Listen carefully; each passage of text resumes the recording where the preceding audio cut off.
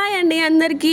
ఈరోజు అయితే నేను మామిడికాయ చేపల పులుసు చేశాను. మా నాన్నమ్మ వాళ్ళైతే చేపల కూరకి నూకలన్నం చేసుకునేవాళ్ళు. నూకలన్నం అంటే వాళ్ళు అప్పటికప్పుడు వడ్లు దంచుకొని ఆ రైస్ని దంచిన రైస్ ఎట్లా ఉంటాయి, నూకలు నూకలు అవుతాయి కదా, నూకలన్నని అది మెత్తగా అవుతుండే రైస్ కూడా. ఆ రైస్ వండుకొని ఈ చేపల కూర వేసుకొని తింటూ ఉంటే ఏమన్నా టేస్ట్ గొంతులు ఆగదండి.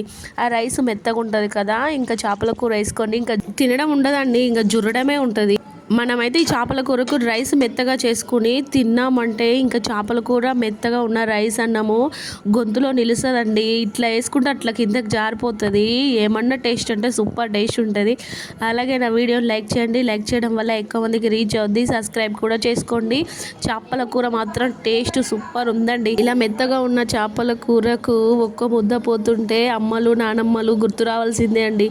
ఏమన్నా ఉందా టేస్ట్, సూపర్ టేస్ట్. అబ్బా నోట్లో నీళ్ళు వస్తున్నాయి. సూపరో సూపరు.